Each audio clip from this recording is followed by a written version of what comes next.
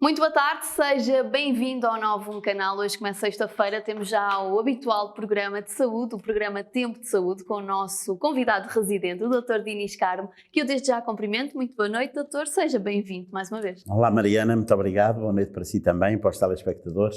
Muito obrigada. Doutor, hoje vamos continuar o tema do programa passado, vamos continuar a falar da coluna, das hérnias discais, que, como já explicou, são hérnias do disco. Exatamente. Portanto, vamos dar efetivamente continuidade a esse tema. Nós no programa anterior tivemos a explicar o que eram as hérnias discais, por que razão é que elas causavam sintomas, como é que realmente faziam pressão sobre os nervos, de maneira que nós hoje vamos desenvolver um pouco mais a questão da sintomatologia e do diagnóstico. Pronto, e relativamente à sintomatologia, portanto nós dissemos que o problema das hérnias é fazerem compressão sobre os nervos, o que vai dar uma nevralgia por compressão. O que é que isto quer dizer na prática? Na prática isto quer dizer que a pessoa vai ter uma dor que se prolonga ao longo de todo o trajeto do nervo. De maneira que se a pessoa tiver uma hérnia cervical, ela vai sentir uma dor, portanto, ao longo do braço, todo o braço, que é para onde vão os nervos que saem da coluna cervical. Pelo contrário, se a hérnia for cá em baixo, na coluna lombar, isto vai dar origem à famosíssima dor ciática. E ela, aliás, por ser tão famosa, eu gostaria de me concentrar um pouco mais nela, porque é realmente algo que é muito frequente, é algo que é muito conhecido. Eu penso que é um termo que quase ninguém... Já toda a gente ouviu falar. Já toda a gente ouviu falar. E porquê? Porque é uma patologia muito frequente e também, muitas vezes, é uma patologia muito violenta. Quer dizer, quem a teve ou quem assistiu a alguém que tenha tido ciática não se esquece com muita facilidade dela. E, portanto, o que é a ciática? A ciática é uma dor que se prolonga ao longo do nervo ciático. E o que é o nervo ciático? O nervo ciático é o maior nervo periférico do corpo humano, portanto é um nervo que se forma através ou a partir de um conjunto de nervos que saem da coluna, aqui embaixo na coluna lombar, e que depois se unem e que dão um nervo que se estende ao longo do todo o membro inferior até à ponta dos dedos dos pés. E, portanto, a ciática é uma dor do nervo ciático. Na maior parte dos casos é causada por uma hérnia discal. E o que é que sente o doente? O doente habitualmente sente, portanto, uma dor que vai pela perna abaixo. Essa dor, na maior parte dos casos, é muito violenta, pode ser mesmo insuportável, de tal maneira que a maior parte das pessoas não só não conseguem ir trabalhar, como inclusivamente têm dificuldades até nas mais simples atividades de vida diária, inclusivamente até em andar.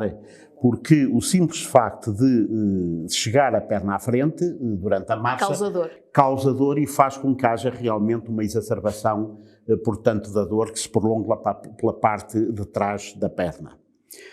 Outros sinais que são muito característicos nesta situação é o facto de a pessoa notar que a dor piora se estiver muito tempo sentado ou então se eventualmente tiver de tossir ou espirrar. Porque o facto de realmente, ao fazer pressão, ao contrair-se, portanto, isso provoca-lhe realmente uma exacerbação da dor. Algo que também é muito típico e que está presente, digamos, naqueles casos clássicos, é que, de uma maneira geral, a dor não começa na perna. Portanto, os doentes começam por sentir uma dor, portanto, nas costas, lombar, no fundo da lombar, geralmente uma dor surda, incomodativa, que o doente não percebe muito bem e que pode andar ali de alguns dias até algumas semanas ou até meses. Até meses? Até meses. Às vezes, umas vezes melhor, outras vezes pior. Até que um dia, de repente e sem que nada o faça prever, essa dor nas costas desaparece, só que é substituída por uma dor pela tal ciática ou na perna direita ou na perna esquerda. Porquê na perna direita ou na perna esquerda? Isso depois iremos ver mais para diante num outro programa do Tempo de Saúde.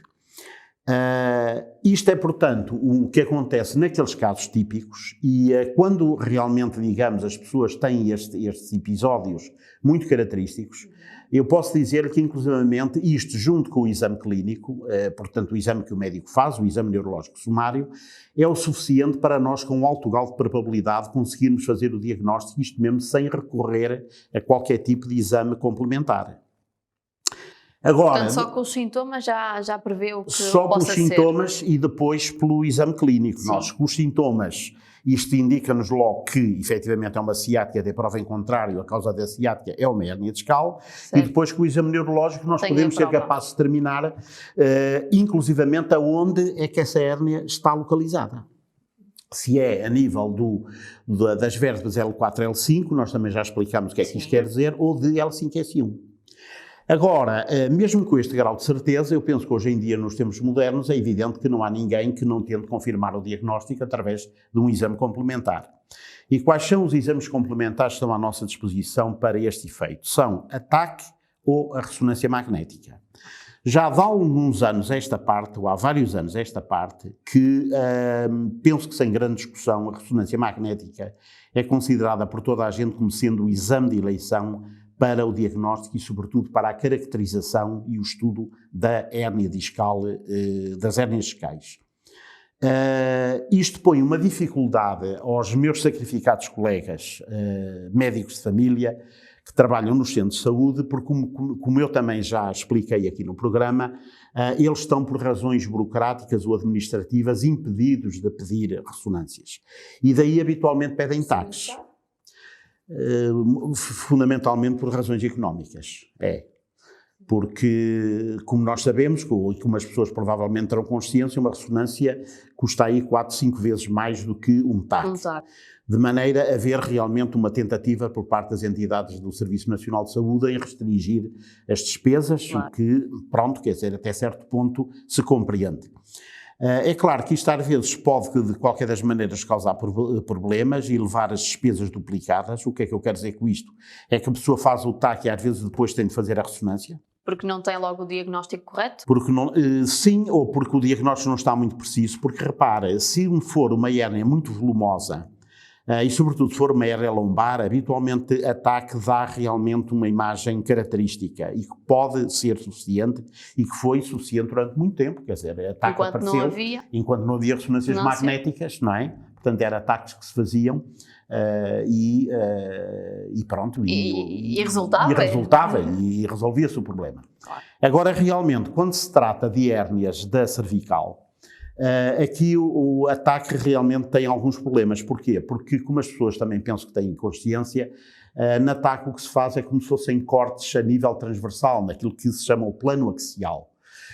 E o que é que acontece? Como as hérnias cervicais aparecem mais para baixo, tal como as lombares, tanto nos níveis C5, C6, C6, C7, também já explicámos o que é que isto quer dizer. O que é que acontece? Muitas vezes, quando, digamos, aquelas fatias são obtidas pelo ataque, quer dizer, os ossos aqui dos ombros interferem, digamos, com as imagens. Portanto, não é tão perceptível. E não é tão perceptível. Pronto, embora realmente as TACs também tenham vindo elas próprias a evoluir, e hoje em dia com a digitalização e com a ajuda dos computadores, já seja possível fazer reconstruções, às vezes até 3D, a partir das imagens da TAC, mas a verdade é que realmente a ressonância magnética continua a ser, digamos, o exame de eleição, ponto final, parágrafo.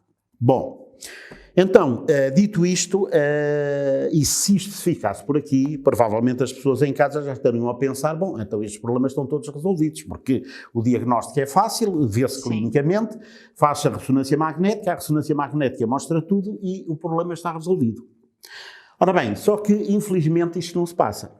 E não se passa por duas ordens de razões. Porque sabe que aquilo que é, digamos, a grande vantagem da ressonância também é, ao mesmo tempo, o seu grande problema. E que é a definição extrema, digamos, dos pormenores que mostra.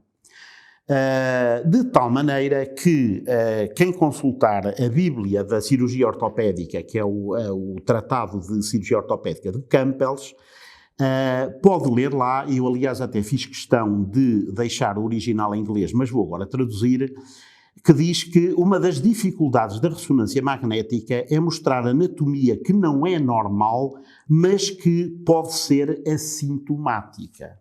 Pronto. Muito bem. Portanto, o que é que isto quer dizer? Quer dizer que nós podemos fazer uma ressonância magnética. A ressonância magnética mostrar alguns problemas, mas não serem esses problemas que vão causar a dor.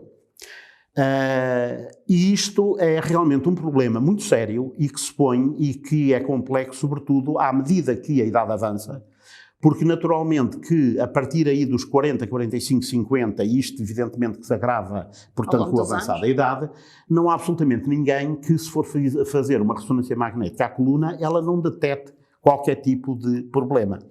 E, portanto, fica-nos aqui a questão de nós conseguirmos, digamos, correlacionar os sintomas que o doente tem com aquilo que a ressonância mostra. Certo. Tanto mais que, para dificultar esta questão, há vários estudos que têm sido feitos e que mostram que há muito boa gente que tem hérnias discais e não tem problemas absolutamente nenhuns. São assintomáticos. Completamente assintomáticos. E eu, aliás, trouxe aqui 2 estudos, um americano e outro indiano, já precisamente de propósito. Repara, estamos a falar de 2 estudos, portanto, em 2 pontos completamente diferentes distintos do mundo, com pessoas que têm hábitos laborais, habitacionais, etc., completamente diferentes. E nesse estudo americano... Os resultados foram os mesmos? Os resultados foram equivalentes. No estudo americano pode ler-se que, dependendo da pesquisa que você acredita ser a mais precisa, até 3 em 4 adultos americanos têm hérnia de disco assintomática. É imenso. E no estudo indiano eles chegaram à conclusão que perto de 30% dos discos de voluntários assintomáticos podiam ser considerados patológicos. Ou seja, repara, nós temos aqui uma enorme quantidade de pessoas que, portanto, se forem fazer uma ressonância magnética, ela vai mostrar, vai dizer, ele tem uma protusão, ele tem uma hérnia discal, ele tem um problema qualquer. Contudo, a verdade é que essas pessoas não têm qualquer tipo de sintomas. E isto é um problema muito sério, porque, naturalmente, fica-nos a dificuldade de nós conseguirmos, digamos, conjugar as alterações que se verificam na ressonância com aquilo que os doentes sentem. Pois. Porque pode acontecer uma coincidência. Você há bocado perguntava-me se eu acreditava no destino. Eu não acredito noutra coisa.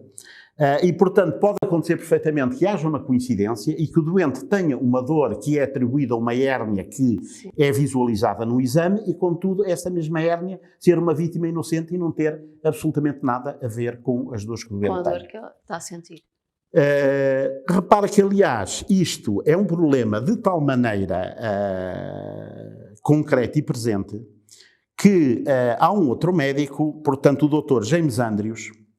O Dr. James Andrews é um médico americano que se especializou no tratamento de atletas de alta competição e que foi, dentro desse campo, um dos médicos americanos mais conhecido até há relativamente pouco tempo. É mais frequente nos atletas de alta competição?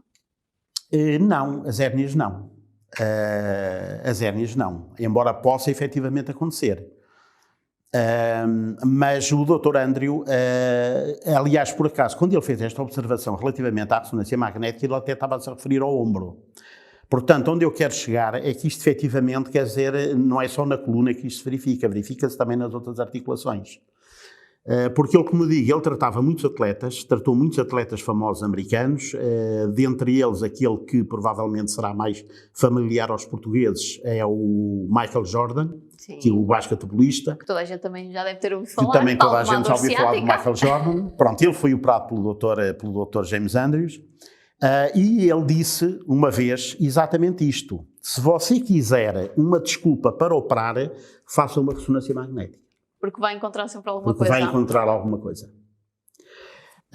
De maneira que eu acho que isto realmente é uma mensagem que eu acho que é muito importante passar, porque nós sabemos que as pessoas hoje em dia têm a tendência para acreditar cada vez mais nos exames complementares e menos na parte clínica.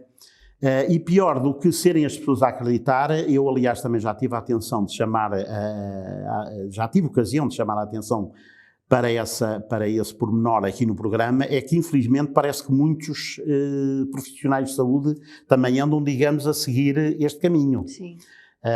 O que até certo ponto é compreensível, porque às vezes é legítimo até certo ponto a pessoa pensar, bom, mas para que é que eu vou agora estar aqui a fazer este exame e aquele, e a puxar a perna e a levá-la para o lado e a dobrar o joelho, claro, e a fazer assim, a fazer assado, tudo testes que também, evidentemente, que não são à prova de bala, que também são sujeitos a falhar, quando a pessoa pensa, bom, eu posso fazer uma ressonância, posso fazer um ataque e ela vai-me dizer exatamente o que é que o doente tem. Ora, isto, como nós acabamos de ver, isto está muito longe de ser verdade. Como eu digo, é preciso que realmente os achados dos exames complementares de diagnóstico estejam em correspondência com aquilo que o doente sente, porque senão é evidente que o doente vai ser maltratado ou vai ser tratado a condições que não têm necessidade de ser tratadas, e portanto isto é algo que tem de estar muito presente e para o qual eu gostaria de chamar a atenção. A mensagem de levar para casa, como dizem os nossos amigos americanos, o take-home message, é que uma vez mais eu continuo e mantenho a opinião de que não há nada que substitua um bom exame clínico. Precisamente, e deixar aqui mais uma vez a ressalva, doutor, que como já falámos em programas anteriores, quem tiver possibilidade de comprar medicamentos de marca, não é? Quem tiver possibilidade de fazer exames que não sejam aqueles recomendados só pelo Serviço Nacional de Saúde, que os faça.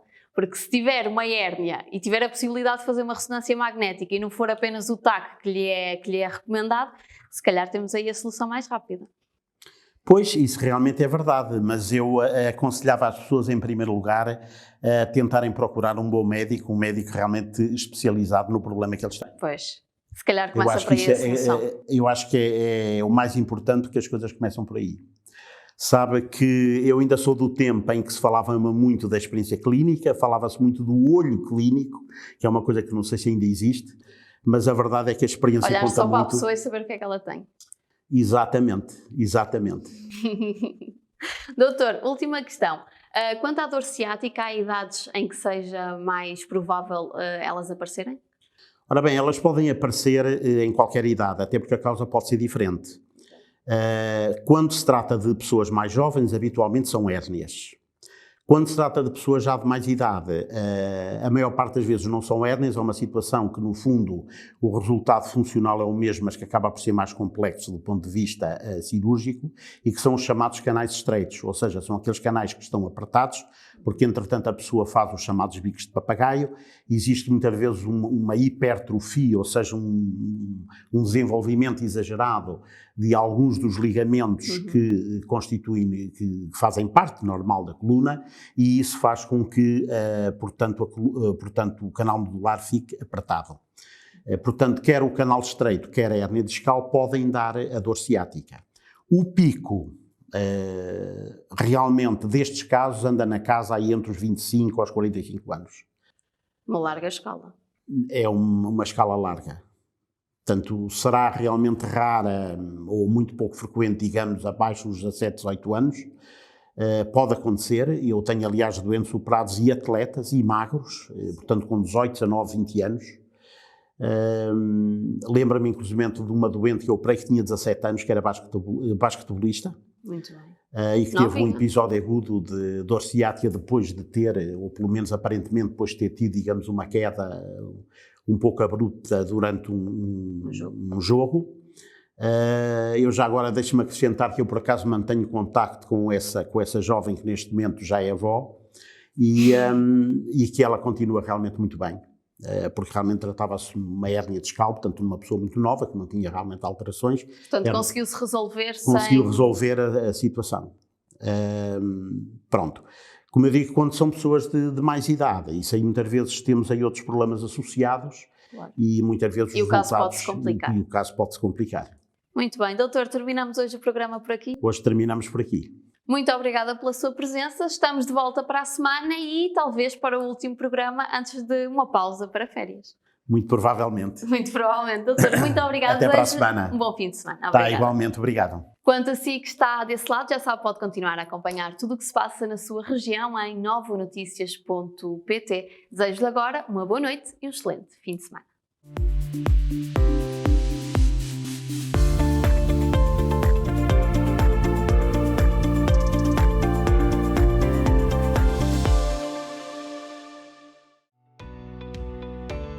Novum Canal. Sempre Novum, sempre seu.